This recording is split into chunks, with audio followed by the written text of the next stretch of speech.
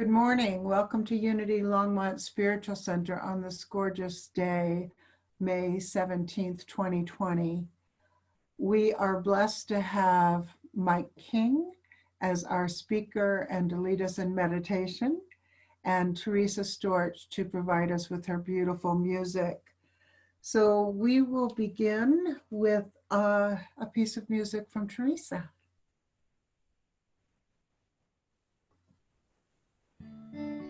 Well, I was thinking about things that I wanted to sing about today. I also did a bit of a survey with my partner on what songs I should say, which songs I should sing today. So some of these are his requests, which is fun, but I think they fit with the topic anyway. I used to be a traveling songwriter. My life was driving in my car, and I just loved getting out and hitting the road. And so now I don't do that. A lot of us don't do much with these days.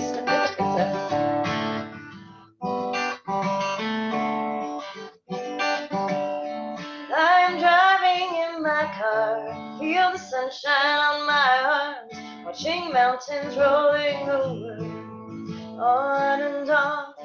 And as I follow these white lines, I find my freedom on the inside. Soon you'll see me out there, dancing in the sun to take me out of this city. I just wanna drive and drive.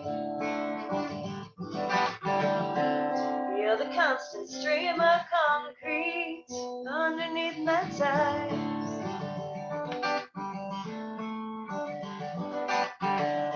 I'm worthy of your love, worthy of being understood, worthy of you having no one else that you think of. And I'm worthy of this place. See the look upon your face as your eyes fill up with happiness. Take me out of this city. I just wanna drive.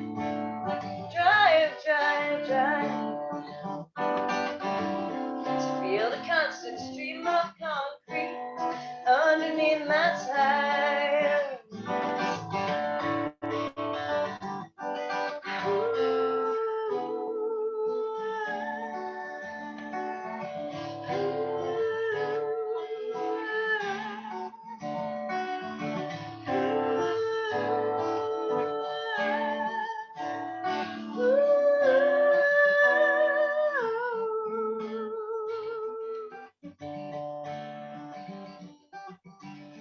I'm worthy of my dreams, worthy of strutting out in high heels, worthy of having you believe in me. Sign me up for this next chance.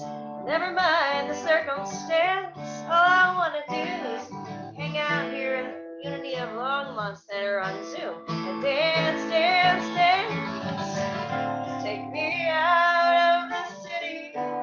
I just want to drive and drive. Feel the constant stream of concrete underneath my tires.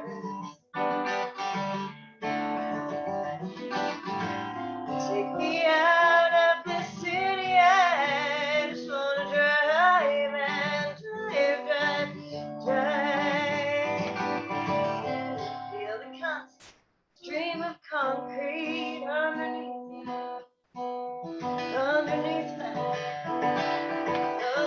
my tires. Underneath my tires, underneath my tires. Underneath my tires, underneath my tires, underneath my tires, underneath my.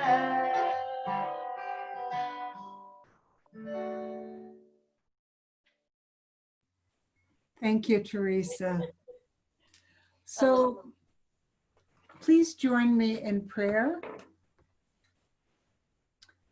Blessed Presence, we gather today to celebrate our connections with each other and with you. Even in times of turbulence, we are aware of your love and comfort.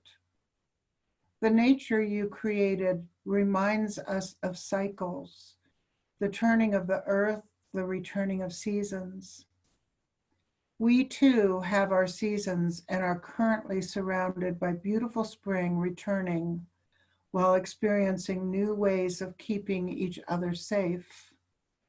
We pray for scientists that focus on tests and vaccines to enhance our safety, eventually allowing us to return to closer proximity. We pray for endurance that we might usher in new customs, new economies, and welcome new leadership to guide us in this journey. We place our trust in you and rest in your abiding love of each of us. And so it is.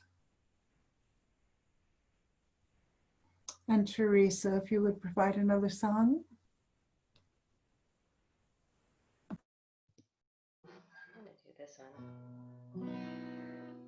The song is called Choose Your Battles. I was realizing that I don't think I've ever played this here. It's a really old one for me. But I wrote it at a time when I was really pondering my life and what I wanted to do with it. So,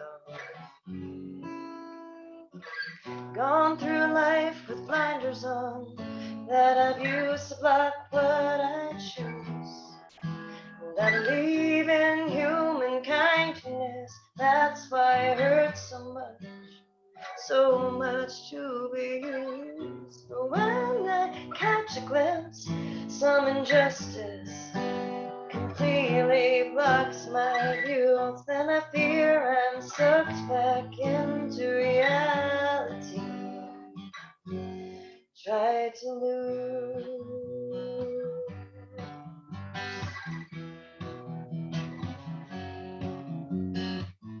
But when the light glares down on my unblinded face, I feel the warmth I've missed in hiding and the cold of an unfamiliar place. And why can't I go on unrivaled? Why must conflict invade my space? Is this the key to survival? Me challenges you face, choose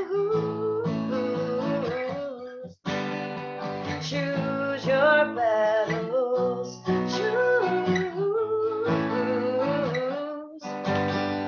choose your battles well.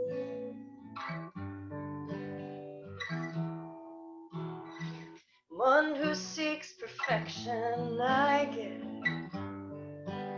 frustrated by the rest. That's just out of the question. I can convince myself that I could care less, so I'll appear undaunted. There's still this confidence I lack, 'cause I fear my mind could always stab me in the back. But then the light glares down on my unblinded face. I feel the warmth I've missed in hiding and the cold of an unfamiliar place. Well, why can't I go on unrivaled? Why must conflict invade my space? Is this a key to survival? Me challenges you face,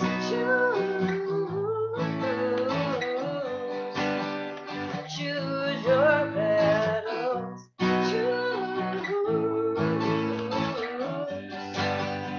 choose your battles. When the light bears down on my unblinded face, I feel the warmth I've missed in hiding and the cold of an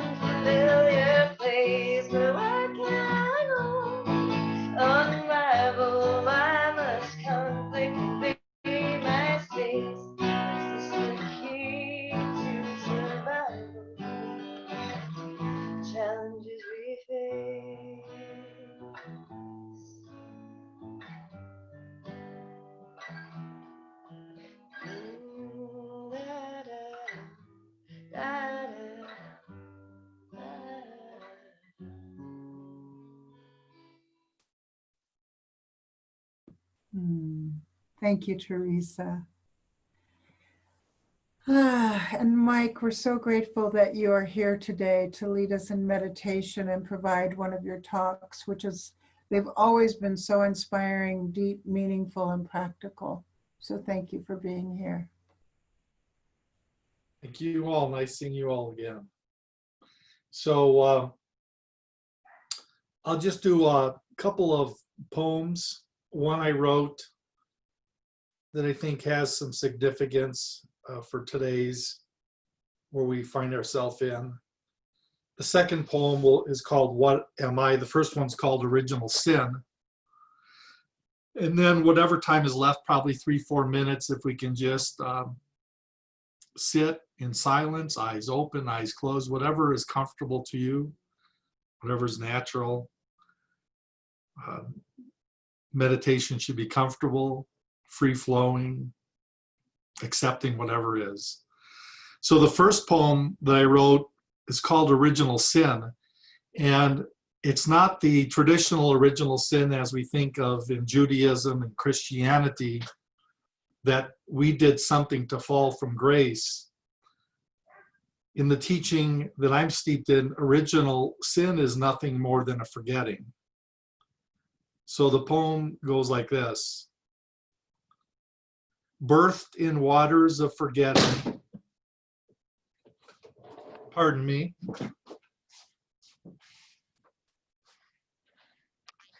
It's my backdrop. There we go. Sorry about that. Birthed in waters of forgetting, swaddled in humanity's skin, we separate. Clothed in form, illusions veil, some thick, others thin, all easily pierced with love's intent. Lifetime of tensions, hoping for release and an after of timeless peace. Otherness, yearning for oneness.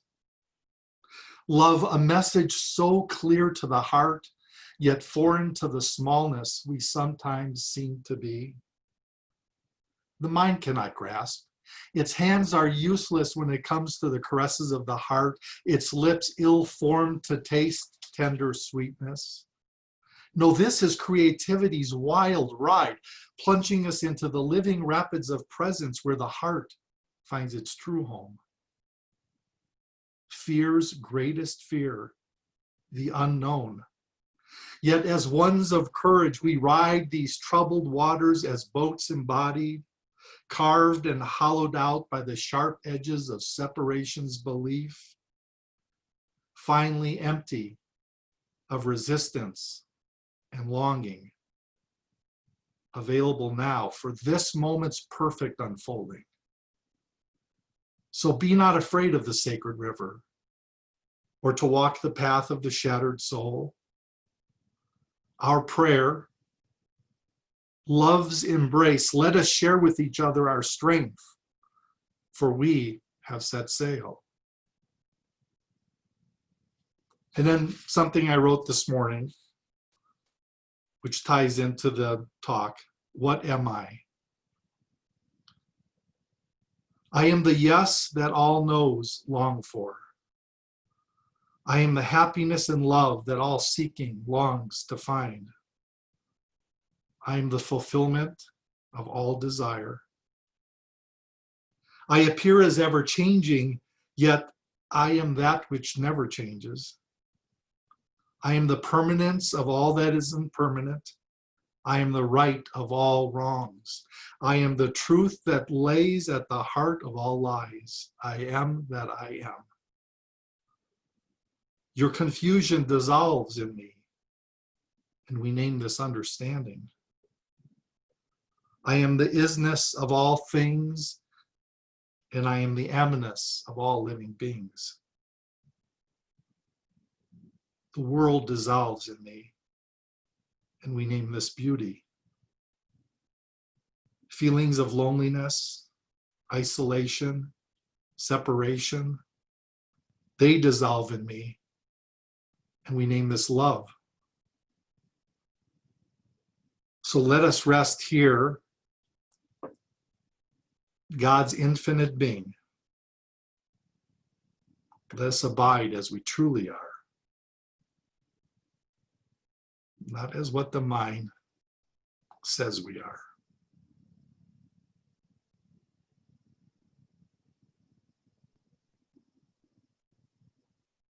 I'll bring us out in a few moments.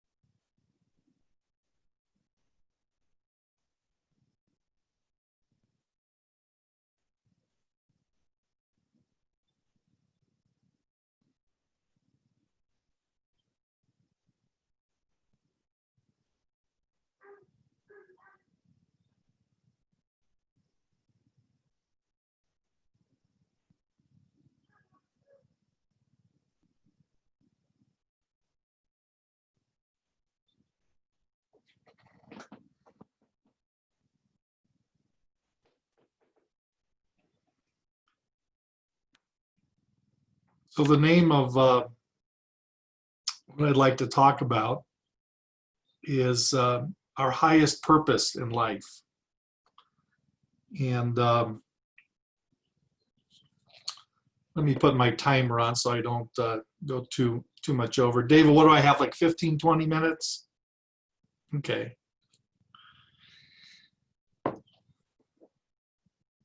So one of my teachers, when I heard this, just blew me away. They said, what is the highest purpose of life?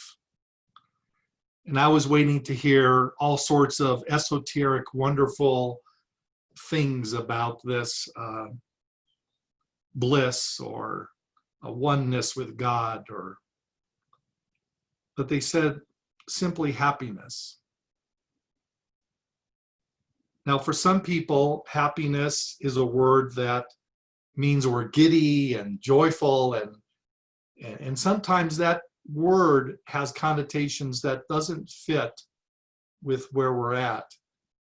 For some, maybe it's peace or fulfillment or love.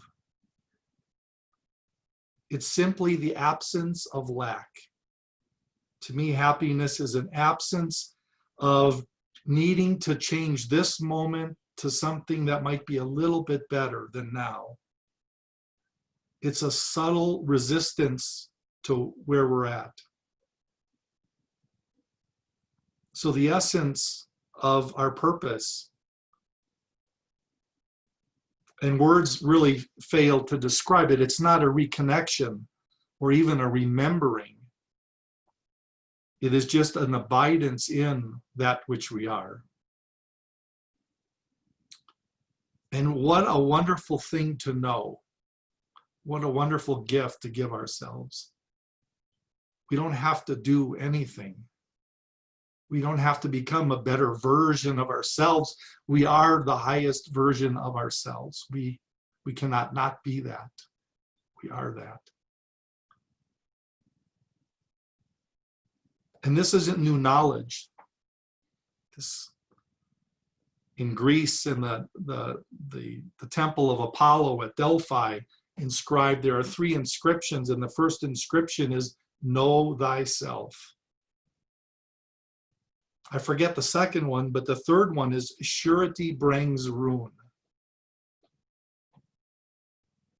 Many of us, you can see in today's crazy world with politics, there are so many people that are sure of what they are, that they want to tell us all what they are. They're so full of themselves, they truly have no room for life. They've got it all figured out. It's the stuff of the mind. But true religion, true spirituality, true connection starts when we go beyond the mind. And I don't want to vilify the mind. The mind is a wonderful tool. It is so amazing when it is a partner to our greater self. The mind can create amazing things. But when we are subject to the mind, when we attach to the mind and to our thoughts and our memories, our emotions, feelings, perceptions, sensations, when we attach to these items and resist items, we become mixed up. We forget. One truth that is just so powerful is that if there is a God, God is everywhere and everywhen. God is here now. God is in the smell and the perfume of the lilac. God is in anger and in fear and in depression. God doesn't choose. God is everywhere, everywhen, everything, every moment, or there is no God. And so our highest purpose, to find happiness, we are in a time that mankind is in trouble. If you turn mankind around, how do we get out of trouble? We become kind men, kind women. If we bring as a practice kindness into our lives, first with ourselves and then with others, I don't know if we need much more than that.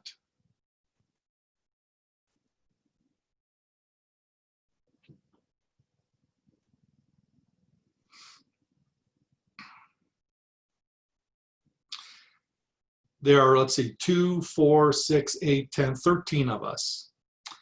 If Apple computer, I have an Apple here, developed, let's say, the iPhone 40, and the iPhone 40 was able to take a snapshot of all of us, but not only get our photo, but get right now what's going on in your experience.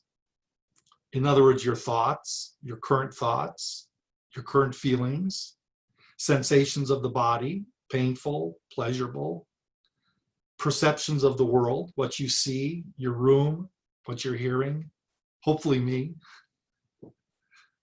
And we took a snapshot and then we put it on the wall. Every one of us would be unique and different. And there's no way I can know any of you. I can never touch you or feel you or know you. It's impossible. That part of us is separate and individualized. But that's really not who we are, is it? And what if the iPhone 80 could then take a picture of consciousness, awareness, that which knows our experience, that which in every moment is the ultimate subject of our experience, whatever that is. Would it be different? Would we have 12 different unique expressions? No. It would be one empty, clear, luminous, aware beingness. That is how we know each other. And that is the only way we can know each other. It is knowing itself, God's infinite being. There isn't God's infinite being plus a Mike King or a Teresa. They're just as God's infinite being and expressions.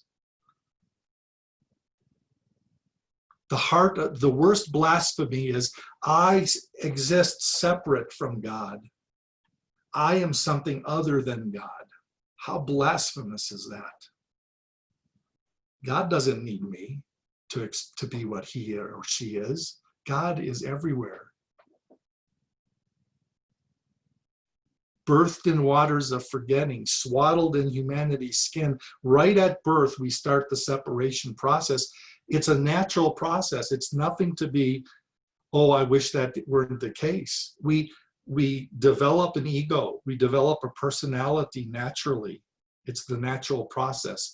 But so many people stop, maybe middle age, and they stop as an ego, and they stop as a personality, and they stop as an individual. And then what happens is the desire for control. And we see that played out today, don't we? I won't get political, but we see it every day. We hear it every day, and it's sickening. It is truly sickening. It's an illness of separation. It is fear and greed taken to extremes. And it's a logical consequence of separation. If we truly feel and think that we are this body and mind, then the fear of disappearance, the fear of death, weighs heavy on us. The sense of lack, that somehow I need something more to fulfill myself, weighs heavy on us. And so our life becomes one search after the next search, after the next search. But if I was to ask all of you right now, if I gave you $10 million, would you be happy? Most of us would say, sure, I'd be happy with $10 million. But if I then said, if I guaranteed you that giving you $10 million would make you miserable, How many of you would still want the $10 million? No one. No one. We don't want the object of our desire. We want what that object seems to bring to us. It brings us back to ourselves for a moment, or maybe a day or a month, and then we lose that, and then we go out and search for it again.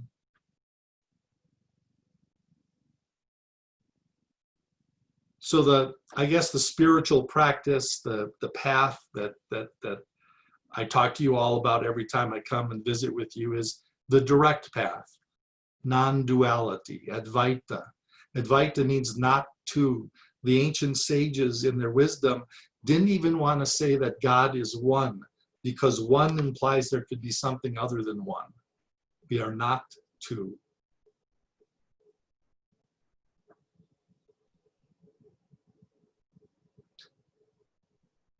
The first step in the path of knowledge is really the desire to know reality, to know the nature of our beingness, to find this highest purpose in life.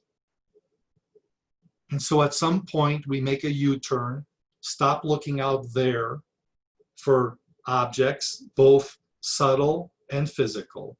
And the most subtle of objects is God. A lot of us first start brought up in the Judeo-Christian, we look for God out there, don't we? Way out there, God, the infinite. And we hope someday to join God. That's most of us in the Judeo-Christian religion are taught that. But at some point we make this U-turn, and that didn't give us the answers, did it? It's within us. God is us. We are that. And hidden in these religions are pearls of truth. Jesus said, I and the Father are one. At the burning bush, Moses said, I am that I am. Self-realization is God realization. There's not two. If you know God, you know yourself. If you know yourself, you know God. So I'll give you the 3 quick steps. The first step in this, if we have a desire to look, I would say prior to the first step, most of us look at life as this is me in this body and this mind, my thoughts, my feelings, my conditioning, and the world and you are out there. You on my computer screen is other than me. And that's how we were all conditioned and believe. The first step is to see that no, that's not true in my own experience. In my own intimate experience, there is this thingness called, we can call it awareness, consciousness, the knowingness with which I know everything. Like my thoughts are known. I'm not my thoughts. My thoughts come and go. I don't come and go. My thoughts come and go, but I stay here. My feelings, good, bad, ugly, horrible, lovely, come and go in me, awareness. So the second stage is to see that I am awareness, and then there's the mind, the body, and the world. And usually we first find it located, a localized awareness. We still have a feeling. Conceptually, we know that we're not the body and mind, but we still feel it. It feels like the thinker is here, the feeler is here, the knower is in the stomach. The second amazing discovery is that we are not localized. And as we look and ask questions about awareness, awareness gives us the answers that no, I am not limited. I know my body. The body, my hand does not know my next thought. It's not the knower of thoughts. My sadness doesn't know the next thought. I, awareness, am the knower. So I am not located in the body.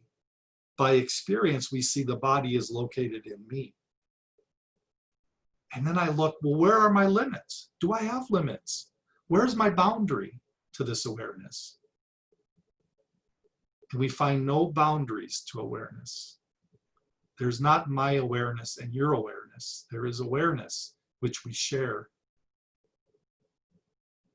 And when is this awareness? Does awareness ever leave us? Does God's infinite beingness ever leave us? Or is it timeless? Is it ever present?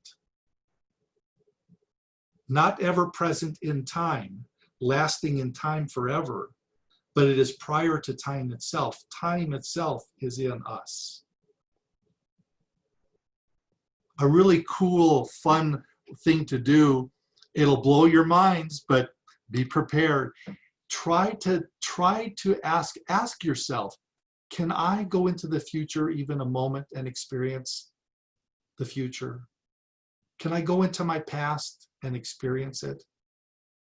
Well, we could say, well, yeah, I can have a memory of yesterday, what I had but the memory is now.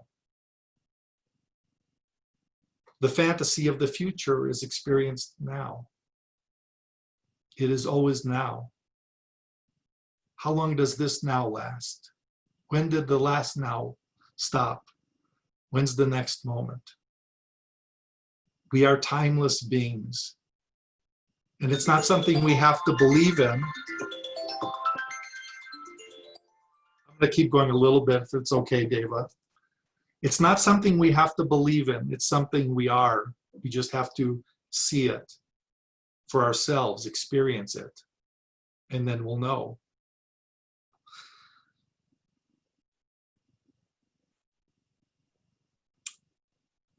A lot of us feel like the moon, or like, if you think about a way to put this, I heard it this morning, it makes a lot of sense. If we say that the sun is infinite God light, it is the source of illumination. Many people feel, though, that as the light comes to, let's say there's those little round mirrors we have, those little makeup mirrors. And if we take that mirror and the sun comes down and reflected, and then we shine it on our thoughts and on our feelings, and we shine it on the world, and we say, it is my light. No, it is not our light. We are the light. We are the light, God's light. That is what we are. And then separation begins to dissolve. Loneliness begins to dissolve. We see that in our own personal experience. We can check it out with all of us. We don't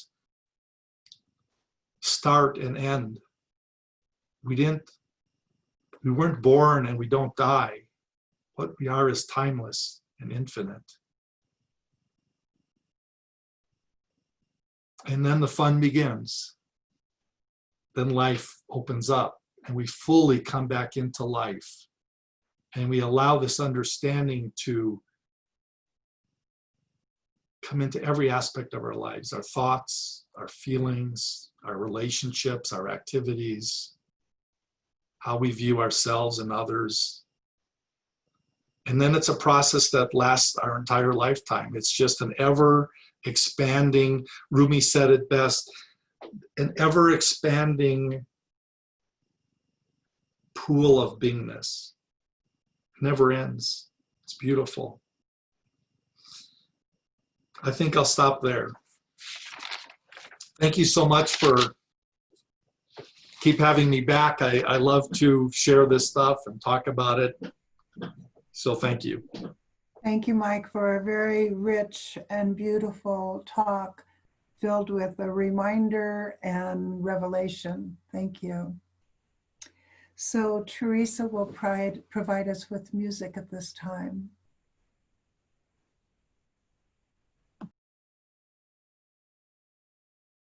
Beautiful. I want to play my gratitude song, partly because it's the donation time. And I think it goes well with the talk.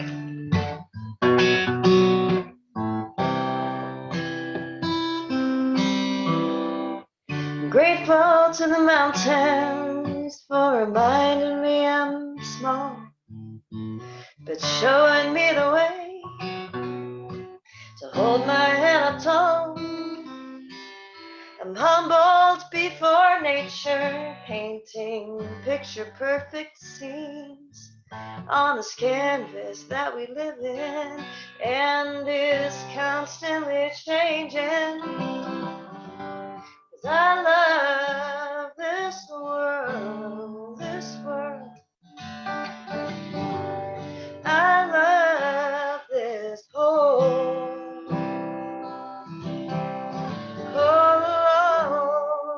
wide world. I'm grateful to the paper and the pen with which I write, for being midwife to my thoughts, bringing them to life. I'm humbled by the muses, they've given me the songs that have helped me through my days, made my nights seem not so long. I love this world, this world. I love this whole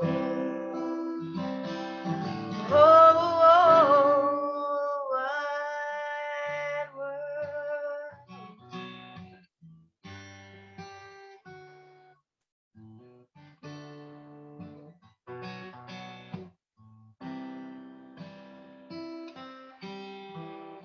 I'm grateful to my parents for bringing me to earth. My family, friends, and lovers for showing me what my life is worth. And I'm humbled by this moment, because it's all we ever have. And the power that's within it to give us peace. Peace at last.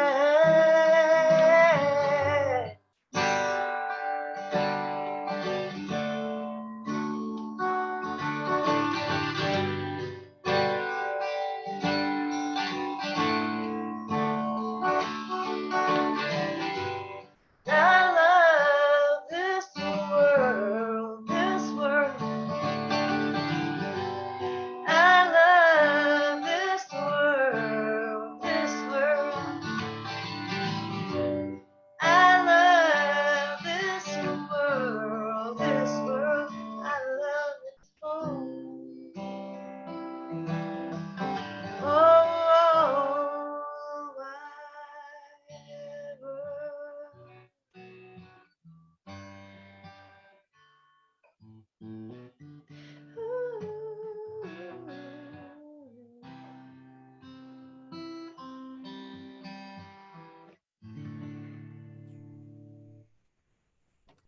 Thank you as always, Teresa.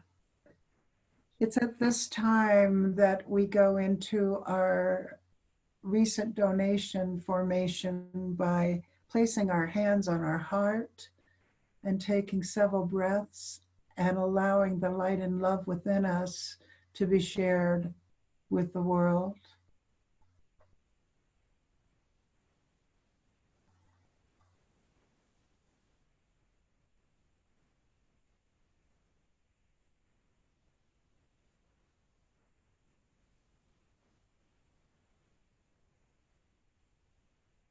And as always, thank you for sharing your light and love. On Tuesday of this past week, the mother of a friend of mine died. So Wednesday, I wrote my friend a poem, and I'd like to share it because it speaks to me of our pandemic. The title is In This Time. No knowing or prophecy captures our experience, nor does our experience lead to knowing or prophecy. Some cartwheel of time seems missing. Sure, there are the dates and to-dos. They seem more like furrows than momentum.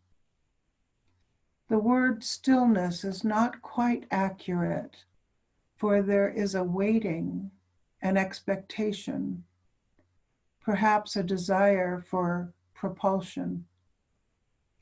Enforcing old ways is fatiguing. Enforcing old ways is fatiguing. No true forgiving or living. Our measure has changed, but containers have not. Our mind sinks with weight of its own.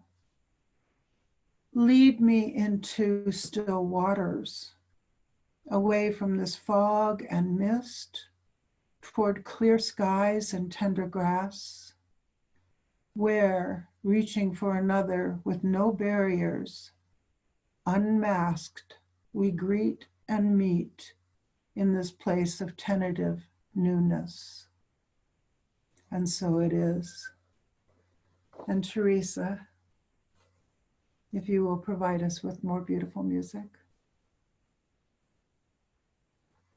I think I'm going to play this one. This is one that I was talking to David about before we all came together, and it's a song I wrote about my brother, and it's really about helping each other and how, being there for each other when things are hard. So, it's a fun song, and there's a sing-along. It's supposed to be a drunken sing-along, so you're welcome to sing along at home and not be in tune. It's okay.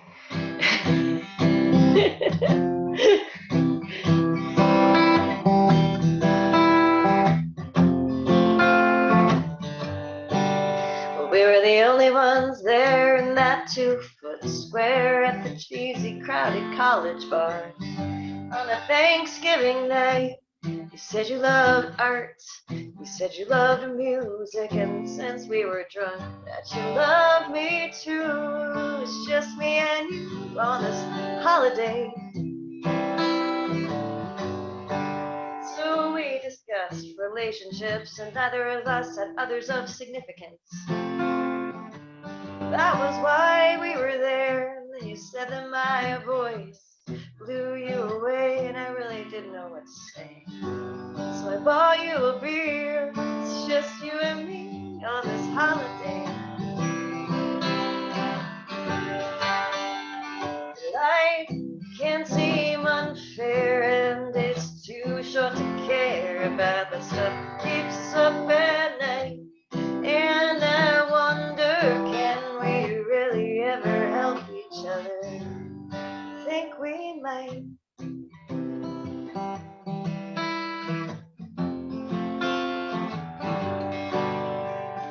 Late at night, 4 a.m., and there's that familiar phone call again. You tried dialing me up.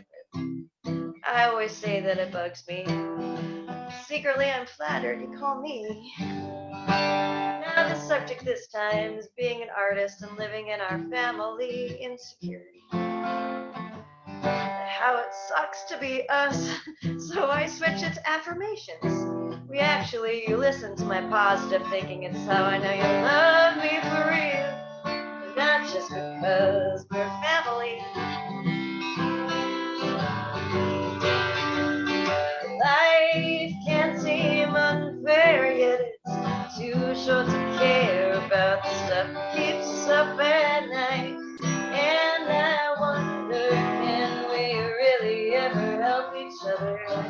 I think we do at night, but we're drunk.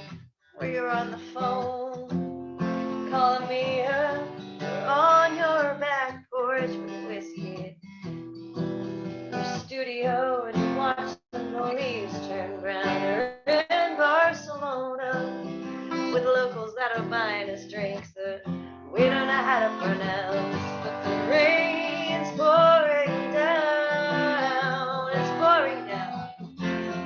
Una más cerveza, por favor.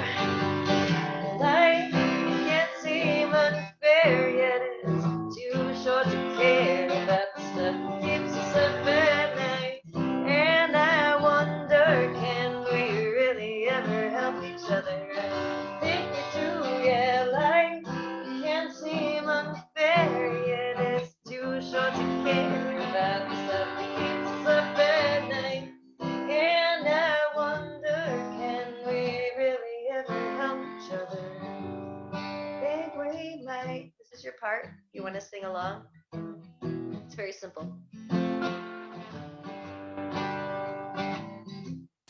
Da da da da, da da da da, da da da da. I think we might. Da da da da, da da da da, da da da da. I think we might. I wish I could hear you. Da da da da, da da da da, da da da da. I think we might. Keep going. Da da da da, da da da.